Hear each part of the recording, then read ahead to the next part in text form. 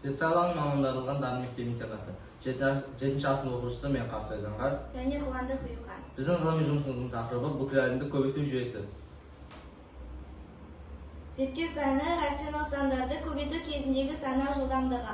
Біздің зерттеу мақсатымыз сандарды көбейтудің ең қарапайым, ыңғайлы және тиімді әдістерін эмпирикалық түрде орнату. Біздің гипотеза дәстүрлі бағандарды көбейтуге қарағанда оңай және жылдамырақ басқа да көбейту әдістері бар, бірақ олар танымал емес және оқушыларға белгілі емес. Біздің зерттеу әдістеріміз тиісті әдебиеттерді зерттеу және талдау. Пифагор және көбейту кестесі. Бізге таныс көбейту кестесі дәптердің артында орналасқан. Ол 8 бағанадан тұрады. Көбейту кестесін басқалай Пифагор кестесі деп атайды. Әсіресе ол квадрат түрінде берген есептерді шығаруға оңай. Еуропа мәдениетінде осылай қарастырылған. Бұл ретте өте қызықты факт бар.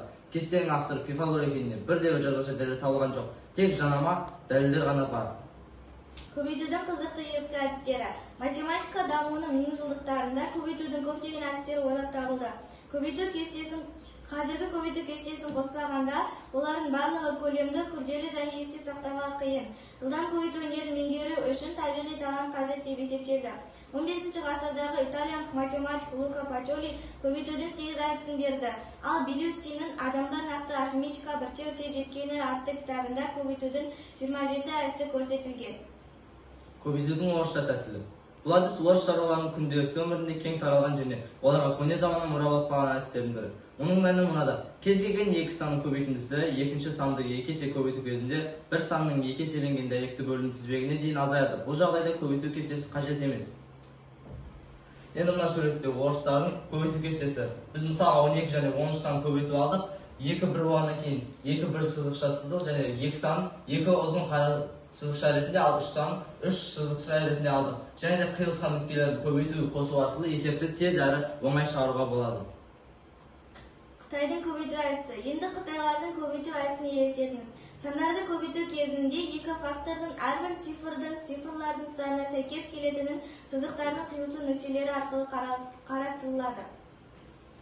Бұл жерде Қытайдың көбейту әдісі берілген. 22 мен 42 санмен көбейтудің біз мысал ретінде алсақ, 22 көбейтіндісін оның әрбір цифрларын сызықша ретінде алып, 42-ні 4 және 2 де аламыз және олардың қиылысқан жерлерін қосып көбейту арқылы есепті шығарамыз.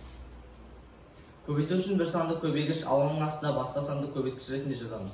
Шарлауды жеңілдету үшін торды сілтеме ретінде пайдалануға болады. Енді көбейгіштің сол цифрын көбейткіштің әрбір цифрына көбейтеміз. Алынған жұмыстар торға жазылады. Сол ережелерді сақтай отырып, бүкіл процесті басқа көбейткіш сандармен қайталанамыз. Мына жерде үндінің көбейту кестесі берілген. Біз мысалға 385-ті 64 көбейттік. 385-ті бірінші көбейгішті төбесіне, ал екінші көбейгішті оң жағына жазамыз. Және де 6 санды 385-ін әрбір санына көбейтіп, 4 санды 385-ін әрбір санына көбейтіп, және олардың арасына сызық сызып, қосып, осылай есеп шығарамыз. Бұл сырт көзге қиын болып көрінгенмен, түсіне білген адамға болмайды. Қорытынды. Біздің гипотеза расталды. Дәстүрлі бағандарды көбейтуге қарағанда оңай және жылдамырақ басқа көбейту әдістері бар, бірақ олар танымал емес және оқушыларға белгілі емес. Бұл көбейту әдістері уақытты үнемдейді және жылдамырақ ойлауға көмектеседі.